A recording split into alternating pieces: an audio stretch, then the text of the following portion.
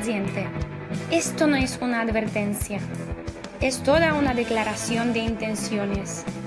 Estás a punto de escuchar a los 4 del patíbulo, que en breves instantes comenzarán a diseccionar en su particular mesa de operaciones a ese incauto libro, entrevista, documental que haya tenido la suerte de caer en sus manos. Pasarán por su bisturí sin anestesia de ningún tipo y nada aquí estará esterilizado. Esperamos que tu mente tampoco. Bienvenido al patíbulo. Muy buenas, querido oyente, bienvenido a los 4 del patíbulo. Es un placer para nosotros volver a saludarte una semana más. Aquí quien te saluda es Juan Carlos Jiménez Aznar, abogado en servicios legales PG y profesor de oratoria en oratoriaparaemprendedores.com. Y esto no sería los 4 del patíbulo sin mis otros 3 compañeros, que junto a mí sumamos 4. Entonces nos vamos a ir a México para saludar a Fran Lira. Fran, muy buenas, ¿qué tal? Muy buenas, Juanqui. ¿Qué tal? ¿Cómo estás? Preséntate a la audiencia por si alguien no te conoce aún. Pues aquí, Fran Lira, gerente de ventas en multinacional de gran consumo, ahora en una etapa aquí en México y, como yo digo, emprendedor por las noches, ¿no? En mis ratos libres, siempre con mucha inquietud por este campo del emprendimiento.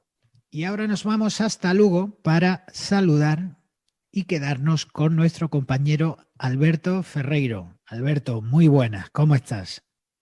Muy buenas, Juanqui, muy buenas, compañeros. Muy bien, ¿qué tal? Quien no te conozca aún querrá saber quién eres. Bueno, pues Alberto Ferreiro, mentor de la consultoría estratégica Reimpulse Mentoring, y estamos sobre todo trabajamos habitualmente en 2 focos. Uno, ayudar a empresarios a que dejen de salir de la esclavitud de sus negocios, que sus negocios tengan sentido y que le vaya bien en la parte económica, pero sobre todo en su parte de vida. Y también desarrollamos proyectos emprendedores. En este caso ayudamos a que la gente teste y pruebe sus modelos de negocio sin arruinarse, donde estamos más centrados. Y el 4 elemento, y tendrá sentido esto del elemento durante este programa, es nuestro queridísimo Álvaro Díaz, en Burgos. Álvaro, ¿qué tal? ¿Cómo estás? Muy buenas a todos. Pues para los que no me conozcan, yo soy ingeniero originalmente de formación, trabajando en el campo de la consultoría, y desde hace unos meses hemos abierto un hotel y estoy reconvertido a empresario, intentando sacar adelante el nuevo negocio. Fantástico. Pues si os parece bien, compañeros, entramos en faena, ¿verdad? Que tenemos muchas por saldar. Hoy traemos al patíbulo a Ken Robinson. En concreto, nos vamos a basar para este debate que organizamos aquí, su charla TED archiconocida, que se tituló "Las escuelas matan la creatividad". Y ojo, porque Ken Robinson es un profesor, pero no es un profesor cualquiera. Su actividad ha estado siempre dirigida a denunciar la necesidad que hay de incorporar el arte en las escuelas, y tal ha sido su insistencia y tales han sido sus métodos que en el año 2003 fue nombrado Sir por la reina de Inglaterra. Él es británico. Lamentablemente falleció el pasado mes de agosto de 2020 y este programa sirva para rendir tributo a una figura tan admirable. Ya digo, vamos a traer de telón de fondo aquí su charla sobre las escuelas matan la creatividad, pero recomendamos que el que pueda lea su obra El Elemento, que nos parece que es un libro, es una obra totalmente obligatoria lectura, tanto para docentes como para cualquiera que sea padre o tenga niños a su cargo o simplemente se preocupe por ellos. Y el porqué de esta recomendación esperamos que lo vayas entendiendo mientras transcurre este programa. Bueno, Fran, por situar charla y personaje, ¿podría darnos una especie de resumen de esta genial charla TED? Básicamente lo más elemental o lo que a ti te ha llamado poderosamente la atención. Sí, claro que sí. Como dices, una charla interesantísima, de las más vistas en la historia de TED, y creo que vamos a poder debatir cosas muy interesantes. Pero bueno, para que el oyente, si no lo ha hecho ya, no ha podido oír esta charla TED llamada Las escuelas matan la creatividad, lo que nos viene a decir es que nunca serás creativo si no tienes miedo a equivocarte. ¿Por qué? Porque debemos considerar la creatividad algo básico. Él habla tan básico como la alfabetización, y es muy, muy crítico con el sistema educativo actual, que además habla que es igual en todo el mundo y que no le cabe la menor duda de que está obsoleto, ¿no? ¿Por qué? Porque da prioridad a materias como matemáticas o lengua y da muchísimo menos cabida a campos como la música y el arte, y deja totalmente en el olvido materias como la danza y el drama, ¿no? Entonces, él es muy crítico con esta parte, ya que alega que no se potencian las habilidades corporales, solamente el cerebro y una parte de él, ¿no? Ahora pasaremos a detallar esta parte. Entonces, él dice que la educación, tal cual la conocemos, castiga el error, lo estigmatiza, ¿no? Entonces, eso tiene como consecuencia directa que se mata la creatividad, ¿no? En realidad, lo que dice es que más que potenciar la creatividad, lo que debemos de tratar es de no perderla, que es lo que hace el sistema educativo a lo largo de los años, ya que esta creatividad es innata a nosotros desde que somos niños. Luego, conforme crecemos, la sociedad y especialmente, como digo, el sistema educativo son los que nos hacen temer a este error, ¿no? Bueno, si os parece, compañeros, podríamos empezar a situar aquí los porqués. O sea, vamos a ir, si queréis, profundizando y podemos dar nuestra opinión de por qué el sistema educativo es así. Es igual que después de escuchar este audio, muchas personas pues nos caneen. Al final esto es el patíbulo y estamos aquí para expresar nuestra opinión. Yo voy a dar mi punto de vista y si queréis, pues cada uno de nosotros podemos ir dando nuestros puntos de vista.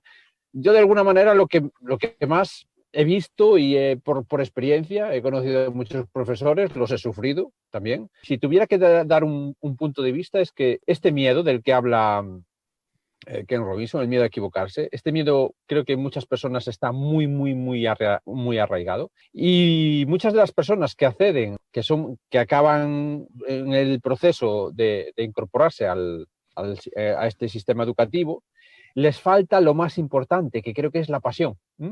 Ellos han tirado, muchos de ellos, por buscar, y yo lo puedo decir así, porque conozco muchos casos, han buscado tener un trabajo donde lo que prima es tener en este caso en España, es ser funcionario y trabajar tener un trabajo ya asegurado de por vida, donde realmente los niños importan o poco o nada. Y yo creo que es una de estas claves. Yo conozco casos de algún profesor, alguna pareja de profesores donde llega su fin de semana y se buscan hoteles donde no admitan niños. Entonces esto ya es una clave para decir que ya no te gustan los niños. La pregunta es, ¿por qué el sistema educativo, al establecer las pruebas de acceso, no identifican este tipo de perfiles para que jamás lleguen estas personas a ejercer?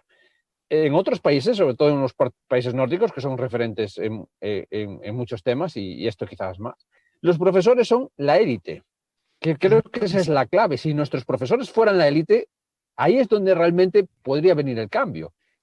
Tu crítica entonces va más encaminada al sistema que a los profesores en sí, porque el sistema deja tan abierta la entrada a ese acceso a ser docente que cualquiera puede entrar sin vocación, simplemente porque está buscando un salario, está buscando unos derechos laborales y una comodidad que es la que te puede dar el funcionariado en el sistema educativo actual, ¿no? Pues que estamos dejando prácticamente a la suerte a que entren buenos docentes. Es que evidentemente esta es la pescadilla que se muerde la cola, porque el problema es que las personas que dirigen el sistema educativo tienen el mismo patrón de comportamiento, ellos buscan lo mismo. Yo, por ejemplo, conozco a un profesor, tuve la suerte pues hace 1 año y medio, 2 años, un profesor que es profesor y empresario, de estas cosas raras que suceden, Y él mismo te decía, claro, él tiene esa vena emprendedora, esa vena pasional, por la cual pues tiene una empresa de éxito y después también es funcionario. Y dice que realmente, pues, él donde afronta realmente sus grandes... Es más, creo que él mismo muchas veces sí se está planteando dejarlo, directamente dejarlo. Dice, mi problema no es la empresa, mi problema no son los niños, mi problema es llegar a ese claustro de gente desmotivada o que no tiene ganas de hacer nada. Entonces, el propio sistema, los que hacen las pruebas de acceso, el propio sistema es que pasa lo mismo. Si nosotros empezamos a buscar dentro del sistema educativo los directores generales y todos los responsables que están ahí arriba, les pasa exactamente lo mismo. Están todos cortados por el mismo patrón. Ken Robinson, en su espectacular charla TED, dice que el sistema educativo está preparado en última instancia para preparar profesores universitarios. Es que es increíble, es una majadería, si lo vemos así. Entonces, de alguna manera, también queremos situar estos 4 de patíbulo para meterle el cuchillo a fondo al sistema de que alguien tiene que cambiar esto porque nos estamos jugando el futuro. Pero Alberto, estarás de acuerdo conmigo en que es difícil, desde un punto de vista del profesor, cambiar el sistema si de por sí no va en esa línea. No podemos pretender cambiar la mentalidad de los profesores, en este caso, si el sistema no apoya esa corriente, ¿no? O sea, creo que sería el primer punto. En el fondo, se trata en el fondo de que haya un gran cambio de conciencia. Si al final es lo que pasa siempre que hay un gran movimiento en este aspecto. La ciudadanía tiene que ser consciente, que es desde donde vienen los cambios. Al final los grandes...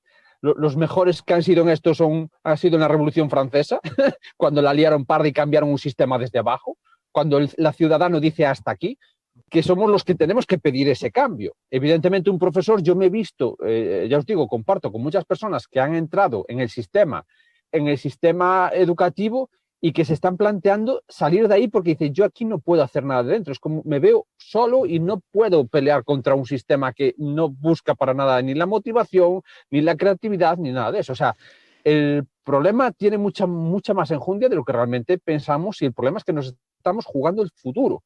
Bien, Álvaro, te doy paso, ¿vale? Pero vamos a apuntar ya como aquí queremos, sobre todo, plantear ideas que sean de utilidad y que sirvan, vamos a plantear ya desde el patíbulo la primera idea clara. Esto solo pasa por una revolución como la francesa. Álvaro, tienes la palabra. Empezamos bien nosotros.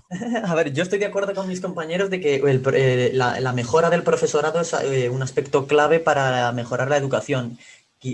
Como bien decía Alberto, en otros países como en Finlandia o así, los profesores son la élite. Ahí hay un problema quizá de mejor formación del profesorado, más dificultad de acceso, mayores sueldos para que la vocación también vaya acompañada por, oye, sé que si me gano la vida de profesor voy a tener un buen nivel de vida, pero como dice Fran, por mucho que se mejore la calidad del profesorado, está el sistema en sí. Si el sistema encorseta el currículum, encorseta por dónde tiene que dirigir el profesorado a sus enseñanzas. Entonces es importante también la ley de educación que tenemos. Hemos coincidido los 4 en que la educación en España al menos y en muchos países de Occidente decimos que está obsoleta. ¿Por qué decimos que está obsoleta? Más allá de las asignaturas que se imparten, que podemos entrar a debatir si las artes es más necesaria que tengan más tiempo en el currículum o menos, creo que algo fundamental por lo que está obsoleto es la manera, el modo de impartir la enseñanza, que creo que sigue basándose mucho en la memorización, que no digo que no sea necesaria, pero quizá habría que poner más el foco. Por ejemplo, Punset, alguien que está hablando mucho sobre este tema, mucho hincapié en la educación, decía que la parte emocional, sobre todo en las etapas tempranas de la educación, habría que darle más relevancia. Y luego quizá el mundo del futuro, el mercado del futuro, los perfiles que va a requerir son no solo capacidades técnicas, porque eso lo van a poder hacer los robots, sino también el pensamiento crítico, ¿no? La innovación, empatía, la capacidad para resolver problemas. Entonces, hay otros enfoques que están aplicando ya en algunas escuelas, no solo de memorización y basado en clases magistrales de los profesores, sino intentar que los alumnos quizá traten el tema o el problema entre ellos y digan cómo puede solucionarse esto, hagan sus planteamientos y luego en común intenten buscar soluciones. Entonces yo creo que también habría que poner el foco en el modo de enseñanza y no solo en las enseñanzas o en el profesorado. O sea, es un problema complejo que requiere abordarlo por bastantes frentes, creo yo. Y es muy buen punto, Álvaro, el que dices, porque Ken Robinson habla en la charla de que el sistema educativo actual se forja en el siglo XIX con la industrialización, y básicamente en una sociedad industrial formarse quería decir acumular información y conocimiento para luego aplicarlo en el puesto de trabajo. Hoy, en una sociedad actual donde la información está a golpe de clic, digamos, más que acumular conocimientos teóricos, se necesita desarrollar, como dices, ¿no?, habilidades y capacidades para el desempeño profesional. O sea, esa capacidad crítica, esa capacidad creativa de pensar fuera de la caja. Entonces, si en la base no acompañamos a nuestras generaciones más jóvenes hacia ese camino, ¿cómo luego le vamos a exigir eso, ¿no? ¿Qué pensáis? Yo estoy de acuerdo. Lo que pasa es que este foco en las soft skills que se está poniendo últimamente, hay un peligro. Por ejemplo, en la formación del profesorado ahora mismo en España, que estamos de acuerdo en que debería mejorarse, se hace mucho hincapié en las habilidades pedagógicas. Me parece muy importante, muy bien, pero al final también se necesita un fondo profundo y conocimiento de la materia que se enseña, que eso es lo que estamos llamando que está obsoleto, y no creo que esté tan obsoleto, porque por muchas soft skills que tengas o por mucha pedagogía que sepas aplicar, si no tienes un conocimiento profundo de lo que se va a estudiar o de la ciencia que por mucha capacidad de análisis que tengas, si un ingeniero no conoce a fondo su materia, no va a ser capaz de ejercer bien. Entonces, es que es complejo. Es una mezcla de los dos. No sé qué opináis. Mira, Salman Khan, que es un profesor, un maestro que revolucionó la educación en el mundo hace una década prácticamente, y ahora lidera una organización que da clase a distancia gratuita a millones de alumnos en todo el planeta. Ha sido el primero, se ha adelantado a esto de la pandemia, ha sido el primero en dar clases online. Él precisamente leí en una entrevista y ponía el foco en el punto en que ya no importan tanto los conceptos que aprendas, sino cómo los aprendas. Obviamente el docente que tiene que dar una asignatura o que tiene que impartir unos conocimientos, obviamente tiene que conocerlos bien, pero el modo de transmitirlo en unos niños que pertenecen a esta era en la que el foco de atención está en todas partes menos donde tiene que estar, aquí tenemos que hacer especial hincapié en el modo de cómo se imparten estas clases o cómo se da esta enseñanza, porque no olvidemos que la charla de Ken Robinson, ¿de qué año es? Me vais a perdonar, ¿2004, 2005? 2006. Pero fijaos, la charla es de 2006 y ya viene denunciando esto cuando en 2006 no teníamos el panorama de redes sociales que tenemos ahora mismo en 2020, y que obviamente la atención del alumno no tenía por qué estar tan dispersa. Internet no está en el punto que está ahora. Entonces estamos compitiendo a la hora de educar mediante la enseñanza con miles y miles de estímulos que tienen estos niños constantemente. Por lo tanto, ya no solo hay que ser un maestro en lo que tú impartes, sino el modo de impartirlo cobra casi más importancia, porque es que si no, no va a llegar lo que explicas. No es ninguna prueba, señores. Solo es un paseo.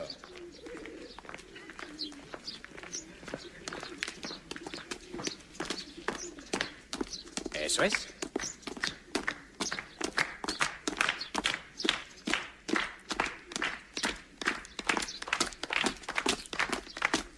Según dicen por ahí, los poetas son así. Los poetas son así. Izquierda, izquierda, izquierda, derecha, izquierda. Izquierda, izquierda, izquierda, derecha, izquierda. Izquierda, alto. Gracias, señores. Si se han fijado, los tres han empezado a su aire, a su propio ritmo. El señor Pitt se lo ha tomado con calma. Sabía que llegaría algún día. El señor Cameron se notaba que pensaba, ¿voy bien así? Puede que sí, puede que sí. Sé que sí. Puede que no, no lo sé. Al señor Overstreet le arrastraba una fuerza mayor. Sí. Estamos seguros, ¿verdad?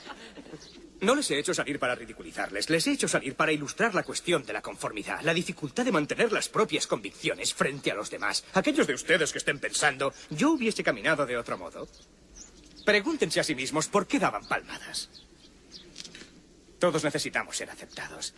Pero deben pensar que sus convicciones son únicas, les pertenecen, aunque a otros puedan parecerles raras o inaceptables, aunque toda la manada diga, no está bien. Robert Frost dijo, 2 caminos divergían en un bosque, y yo tomé el menos transitado de los 2. Y aquello fue lo que cambió todo. Quiero que encuentren su propio camino ahora mismo, su propio modo de caminar, de andar, en cualquier dirección, hacia donde quieran. Con estilo orgulloso, con estilo tonto, como sea. Señores, el patio es suyo. ¿Cómo lo hacemos? No tienen que interpretar. Hagan lo que les apetezca. Señor Dalton, ¿no se une a nosotros? Ejerce el derecho a no caminar. Gracias, señor Dalton. Pero llámelo por su nombre. Nadar contracorriente. Yo la clave, compañeros, os lo dije antes, creo que es la pasión. ¿Os dais cuenta qué nos ha traído de Ken Robinson? ¿Os dais cuenta que al final esta charla TED ha sido, entre otras cosas, no solo el contenido, sino cómo lo explicaba? Cómo él, con ese característico sentido del humor que tiene Ken Robinson a la hora de comunicar y esa pasión que transmite, lo ha petado. ¿Os imagináis a tener a Ken Robinson como vuestro profesor? A mí me gustaría que Ken Robinson me diera clases, da igual de la asignatura. Yo querría tener un Ken Robinson. Como profesor. Pero Alberto, me gustaría profesor... eso es comunicación, ¿eh? Porque también no es yo he conocido a docentes, que han tenido verdadera pasión por lo que hacen, que tienen pasión por explicar, por dar lecciones, pasión por sus alumnos, pero que a la hora de dar la clase no son buenos comunicadores. Claro. Pues también hay que encontrarse en el punto pasión y comunicación, creo yo. Yo voy a contar una experiencia que me pasó a mí con un profesor en segundo de BUC que daba literatura española. Y me acuerdo mucho de aquel profesor porque era un señor, de alguna manera, muy pasional y muy críptico. Y en ese momento no entendía ni pajolera de las muchas veces de lo que estaba explicando. Pero no sabéis la pila de veces que se me ha venido a la mente y al corazón ese profesor al cabo de los años. O sea, hay gente que con pasión, es verdad que sería muy bueno. La pasión deja huella, eso está claro, Alberto. Eso no lo ponemos aquí en tela de juicio. La pasión deja huella. Ahora estamos hablando de la docencia, ¿no? De impartir una asignatura con maestría, y no basta solo la comunicación o basta solo la pasión. Yo creo que hay que entrar un término medio, y por eso traía aquí a colación a Salman Khan y su afirmación en la que dice, cuidado, porque el modo de exponer esto, y ahora podemos hablar sobre el modo de dar clase o cómo podría mejorarse para la escuela, cobra más importancia que qué es lo que aprendes, sino cómo lo aprendes. Él explicaba y ponía de manifiesto que era muy, muy importante, sobre todo para las clases online, porque su principal hito es que se ha convertido en un profesor para toda la población mundial mediante clase online, pero decía que básicamente la enseñanza online no se entendía con que uno expusiera una charla de forma magistral, sino que la enseñanza nace del diálogo, y que el provocar que el alumno participe en este diálogo, que haga preguntas, que se ponga en una posición mental de interés y curiosidad, va a facilitar el aprendizaje, más que una exposición o una comunicación magistral. ¿Cómo lo veis? Pero ahí está el método de evaluación también, ¿no? O sea, yo creo que es que se parte de ahí. O sea, el propio método de evaluación ya no respalda eso, ¿no? Entonces, si la manera que medimos a los alumnos, a los jóvenes, no va en consonancia con eso, pues evidentemente van a acabar por tomar el camino que se les muestra, ¿no? El éxito escolar, pues todos lo sabemos, significa sacar buenas notas, ¿no? Y quienes las sacan son quienes se adaptan mucho más al sistema educativo, quienes asimilan y repiten lo que les cuenta el profesor y siguen como, de alguna manera, los patrones establecidos, arriesgando pues lo mínimo posible para no cometer errores, porque al final tratan de no hacer el ridículo. Pero eso, como digo, luego contrasta que en el ámbito profesional se pide, y más en los tiempos actuales, ¿qué es lo que se pide? Se pide gente creativa, innovadora, Sí, emprendedora. pero aquí hay un problema que es que tú estás cuestionando de raíz el método de evaluación. O sea, yo creo que los exámenes siguen siendo necesarios porque necesitas un método objetivo de evaluación. Las soft skills, la parte emocional, se puede trabajar y se debe trabajar en fases tempranas de la educación, pero cuando estás en secundaria, en bachillerato, necesitas un método objetivo de evaluación.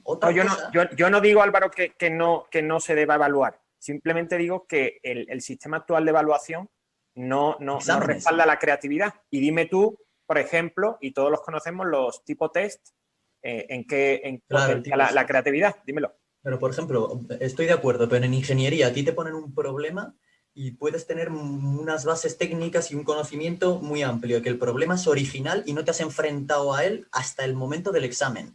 Entonces, yo no veo mal que examen como método de evaluación. Lo que está comentando Juanqui es el método de enseñanza, que sí que podría estar más basado en comentar en las estrategias en la exposición, en las estrategias de resolución de problemas entre los alumnos, que en la pura memorización.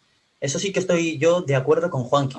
Yo, claro. Ahora os voy a hacer una pregunta, y sobre todo a ti, Álvaro, que además vienes de ese perfil que evidentemente yo soy totalmente, en este caso, no tengo ni idea de cómo es estudiar una formación como la que has hecho tú.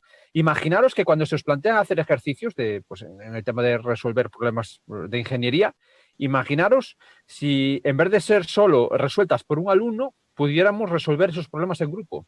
¿Tú cómo lo ves desde tu punto de vista? Quiero decir, ¿cómo metemos ahí las inteligencias múltiples y cómo de alguna manera le damos una vuelta a esto de solo sacar piezas, buscar a gente brillante, o cómo podemos evaluar a la gente trabajando en grupo?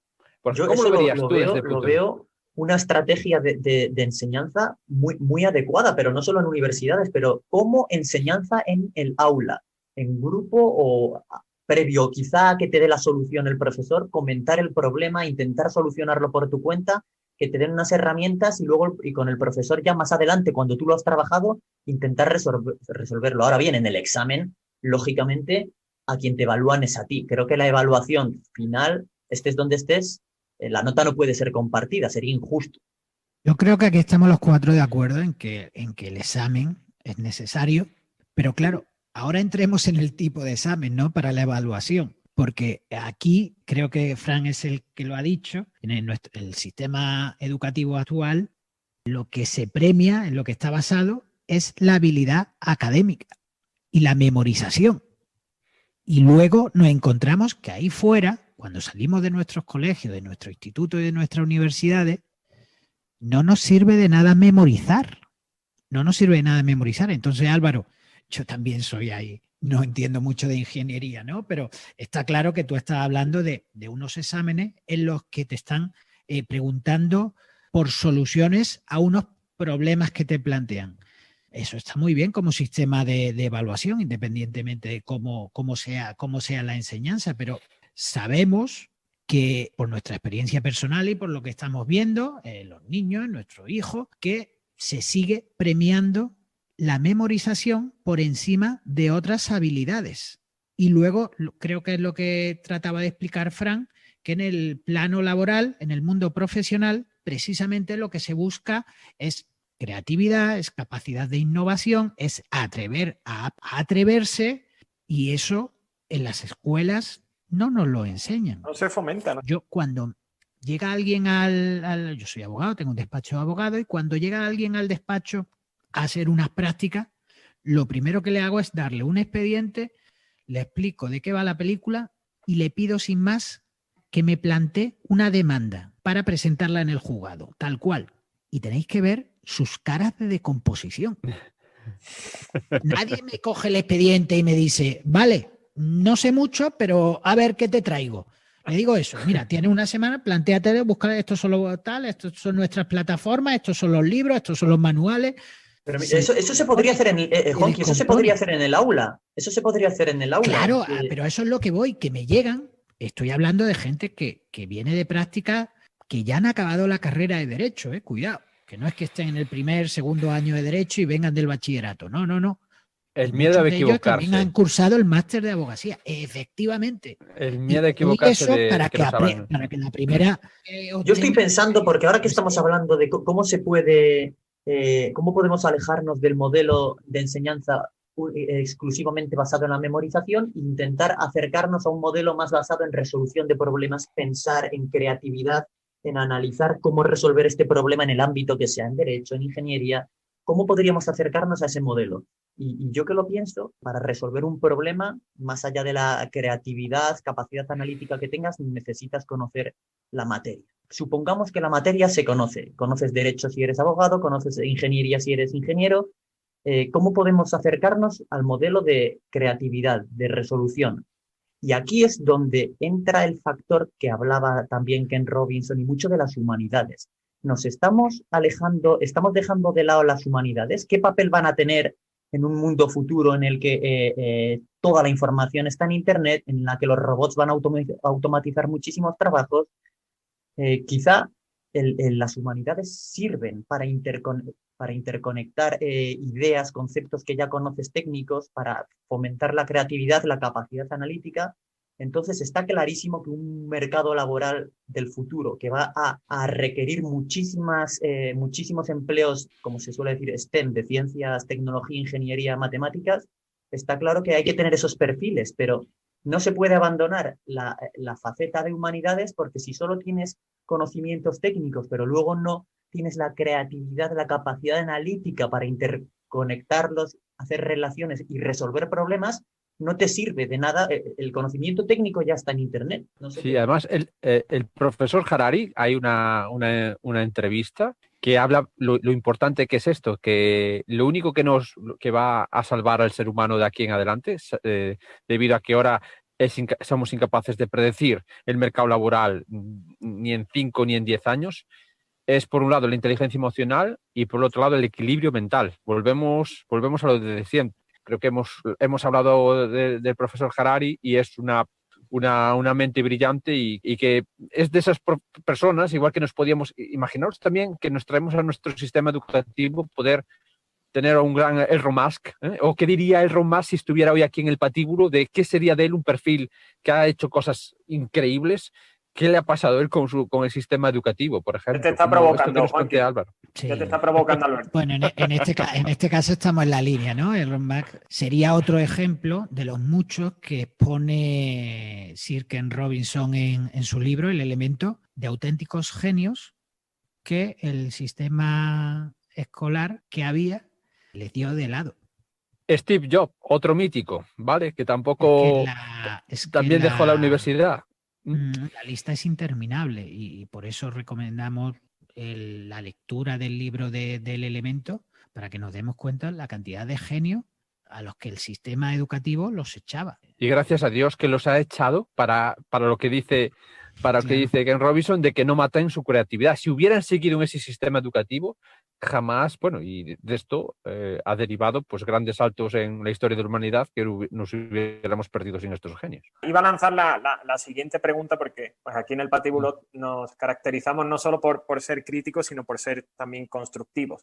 La pregunta es si creéis que existe algún sistema educativo que le dé la misma importancia y que enseñe, ¿no? Al hilo de lo que comentaba Ken Robinson, danza con el mismo rigor y, pues, digamos, importancia con el que se enseña en matemáticas. Que se potencie la creatividad más que la memorización. Yo aquí quiero aportar que, lógicamente, y más en las fases tempranas de la educación, tiene que tener un papel primordial las enseñanzas emocionales, porque al final la educación no solo es para formar a un ciudadano para producir, sino también para hacerles más competentes, más felices, ¿no? Más compasivos. La inteligencia emocional tiene que tener un rol importante, pero sería ser ilusos pensar que se puede desconectar por completo el sistema educativo de las necesidades del mercado, porque por muchas capacidades emocionales que tengas y muy feliz que vayas a ser, si no te vas a ganar la vida porque tu trabajo no lo demanda nadie,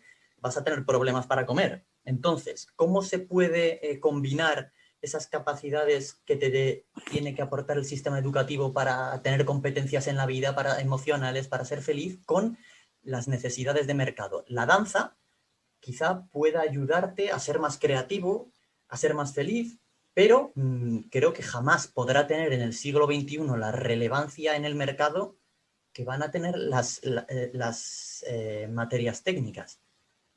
porque es que si solo estudias danza no vas a tener trabajo.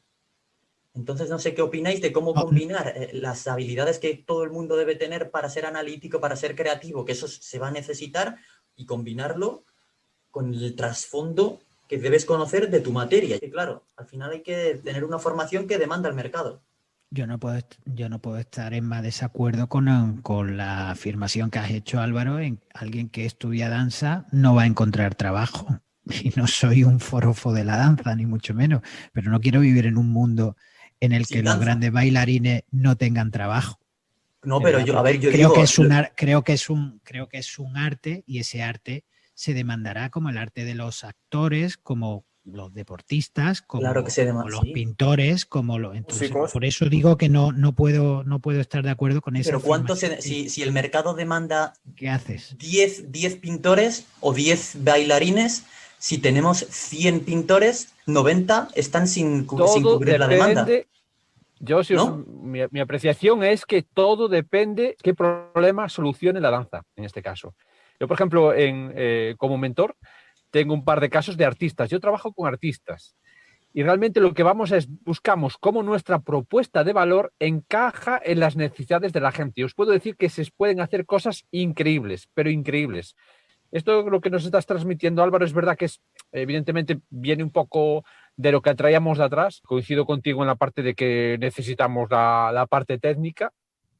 No obstante, yo creo que nos hemos pasado de frenada. La inteligencia artificial, la ingeniería, la tecnología se ha pasado de rosca, y ahí yo creo que si seguimos por ahí, eso es plantar, o sea, ir tirando solo en ese camino es la sentencia de nuestra civilización. Yo estoy de acuerdo, pero mira, yo vi un debate hace poquísimo que uno de los participantes decía es que el sistema no da cabida, no da puestos de trabajo a mucha gente que ha estudiado ciertas materias. Y le decía a una interlocutora del debate, mire, ahora mismo una de las profesiones que más problemas, menos salidas tienen en el mercado laboral en España es podología, ¿vale? Que hay muchos más podólogos de los que se demandan. Entonces, ¿tú qué propones exactamente? Le decía, que el gobierno construya más clínicas podológicas. Y el otro se quedó un poco así y dijo, sí, pues por ahí van los tiros. Yo no digo que la podología no sea importante. Si tienes un problema de los pies vas a tener que ir a un podólogo, pero que reconozcamos que hay un problema, existe un problema, si en una ciudad se necesitan 100 podólogos y hay 1.900, están sin trabajo. Pregunta, estamos totalmente de acuerdo, pero estamos mezclando la podología con la danza, Álvaro. No es lo mismo. Si la ópera, lógicamente yo no quiero que desaparezca la danza. Si se demanda en una ciudad a 100 bailarines de la máxima calidad y tenemos 1.000, ¿qué hacen los otros 900? Pero igual pasará con los programadores, y ahora empezamos a formar en programación, que yo creo va a ser las próximas reformas que tengan consentido, va a ser educar a que aprendan el lenguaje de la programación. Pero claro, pero ahí quería llegar yo. Imagínate, saldrá una serie de profesionales, pero que salgan más profesionales que los profesores. Pero ese no es el problema de las artes.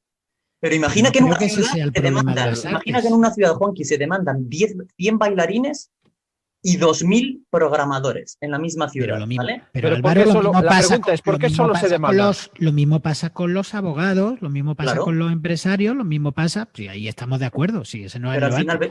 El caso es que las artes en las escuelas están fuera prácticamente de la ecuación, y se penaliza al que destaca en arte, pero no destaca en las otras materias. ¿Me explico? Pero si hoy puedes dar formación online de danza. Eso es que hoy podemos dar formación online de danza, por ejemplo. Online. Sí, Alberto, el problema es la niña que tiene 8 años y es una gran bailarina y tiene un talento innato, y sus padres no están lo suficientemente formados como para llevarle a la academia, o no le dejan que dé clases online de esto. Ese es el matiz. Y en el colegio no tiene ese apoyo, porque pero salvo... es problema de los padres. Pero el colegio tampoco le da ese apoyo, porque salvo la función de fin de curso, ahora mismo no hay un arte escénico como la danza donde se potencie eso. Y ojo, podemos tener unos talentos como hay en los deportes, pero en la arte escénica, en la pintura, o en cualquier acto Pero sí, cultural. yo creo Entonces, que hay que ser realistas y despojarlo- pragmáticos. Los recursos son limitados. Entonces, igual hay alguien que es buenísimo en paleontología, pero es que los recursos de las escuelas son limitados. Al final tienen que destinarlos a lo que ellos creen más conveniente. Entonces, ¿qué hacemos? ¿Hacemos clase de paleontología, Yo- de danza? No, pero otra vez me estás metiendo algo muy, muy específico, como es la paleontología y antes la odontología, como las artes generales, unas artes. Pero Estamos tú te hablando refieres de- entonces, cuando hablas de las artes, te refieres a capacidades emocionales, creativas. No, Álvaro, claro, sí, me estoy refiriendo a la pintura, me estoy refiriendo al cante, me estoy refiriendo a la danza. Vale, pero mi pregunta para ti es, ¿tú te refieres ¿Eso a está las en la artes? escuela? ¿Tú crees que deberíamos sacarlo eso de la escuela? El poco reducto que quede ahí de formación en artes o potencializar eso en los niños, ¿crees que deberíamos sacarlo de las escuelas? Ten en cuenta una cosa, Álvaro, es que cuando un niño estudia, ¿con qué edad estudia y con qué edad sale al mercado? Cuando estén, si no volvemos al punto en el que el sistema educativo respondía a la era industrial. Pero ahora que cambiamos, y tú lo sabes mejor que yo, que cambian las necesidades laborales cada muchísimo menos tiempo, que formemos a alguien en función del trabajo que vaya a poder obtener dentro de 10, 15 años, si no sabemos en qué mundo va a salir esa criaturita. Probablemente ya salga desactualizado, sí. Claro. Mira, yo creo que en la parte obligatoria, en la fase de educación obligatoria, sí que habría que dar una relevancia mucho mayor, por supuesto, que la que se da actualmente, y una gran relevancia a toda la parte humanística, de creatividad, etcétera. Ahora, cuando se entra ya en la fase de educación secundaria o no obligatoria, ahí ya creo que sí que debería ir más dirigido al mercado de trabajo. Ya te quedan pocos años para salir al mercado laboral. Álvaro, te Yo hago ahí una voy a estar pregunta. de No sé acuerdo si la contigo, escuchaste. sí. A ver si esto lo habéis oído en vuestro entorno cuando estabais estudiando. Yo lo oí y para mí es una de las grandes frases que más tragedias han provocado al ser humano en su parte profesional. Es, hijo, hija, búscate algo que tenga salida. Es una de las frases más terroríficas que se le puede decir a un ser humano y es de las que más infelicidad han provocado. Yo Además, esto me lo encuentro día a día. O La sea, es una decisión debe frase ser del siglo individual, XVII. creo yo, no de los padres. ¿Cuántas veces habéis escuchado a grandes actores o personalidades que se han dedicado a la arte y dijeron, yo estudié una carrera porque mi padre lo que me decía es que primero estudiara mi carrera y luego me dedicara a hacer lo que quisiera?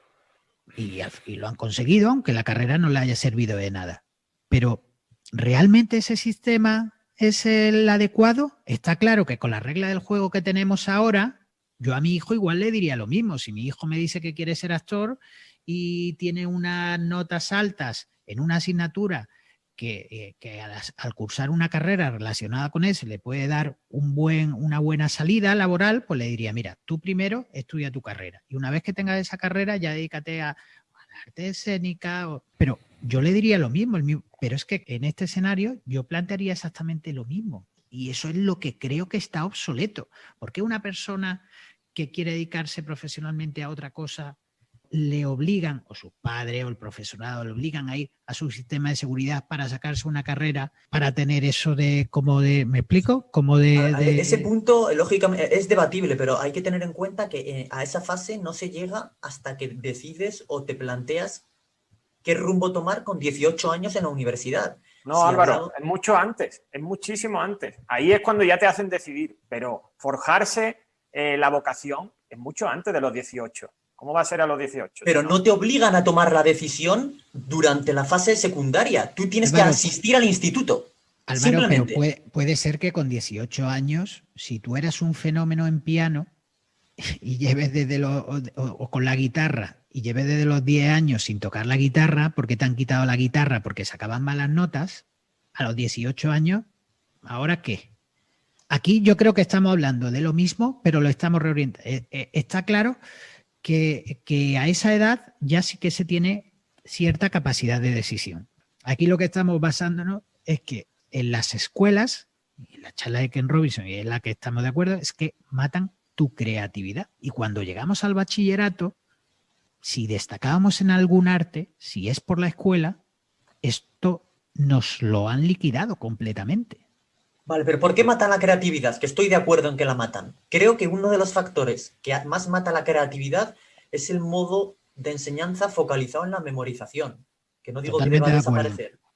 Pero una cosa es eso y cambiar ese modo de enseñanza a, como comentaba Alberto, más en grupo, más intentar resolución de problemas con tus compañeros. Una cosa es eso y otra cosa es el decir que para no matar la creatividad hay que poner una asignatura de costura, otra de guitarra, otra de flauta travesera, ¿no? No, eso es otra distinto. Otra vez no estamos yendo a cosas específicas. Aquí nadie ha planteado que se dé clase de guitarra en un colegio, ni que se dé clase de costura, ni nada. Simplemente estamos hablando de potencializar artes y no dejarle un espacio prácticamente inexistente dentro de la formación del ser humano, porque entre otras cosas, con la cultura, con los artes, pasa igual con el deporte. Nos estamos dando cuenta que incluso para la salud, y hay estudios científicos que así lo respaldan, en la formación del niño eso le produce unos beneficios muy, muy altos. Yo, por ejemplo, para compartir algo, para compartirlo con vosotros y con todos nuestros oyentes, yo antes de esta situación que estamos viviendo, pues he dado muchas charlas en institutos a perfiles de chicos entre 14, 15 y 16 años, y a mí se me quedaba una sensación en muchos casos terrorífica, donde veía adolescentes que tenían la sensación de que habían tirado la cuchara, ya no tenían ilusión. Yo la verdad es que me encontraba en una situación de decía, ¿cómo vas a motivar a esta gente? Pero el problema es que veías a los profesores y veías, decías, no me extraña que estos chicos sean así. Por ejemplo, los profesores, pues imaginaros, una de las asignaturas era iniciativa empresarial. Iniciativa empresarial dada por un funcionario que no sabe nada de empresas. Odiaban esa asignatura y creo que es una asignatura muy importante. Entre otros casos, pues desarrollar ese gen emprendedor, desarrollar ese talento y ese don. Claro, yo iba allí a impartirles una charla sobre dones y de talentos. Pero es que yo me encontraba a señores y señoras de 80 años, no chicos de 16 y de 17. ¿Cómo paramos el sistema en el cual buscamos darle una vuelta a esto? Yo, si tuviera a modo de cierre o de modo de conclusión, yo le diría a cada uno, a papás y mamás que me estáis escuchando, sobre todo, y es decir, por favor, no dejéis solo, yo no digo que evidentemente no se puede sacar a un niño o una niña del sistema escolar, es no dejéis solo la educación de vuestros hijos en base al sistema.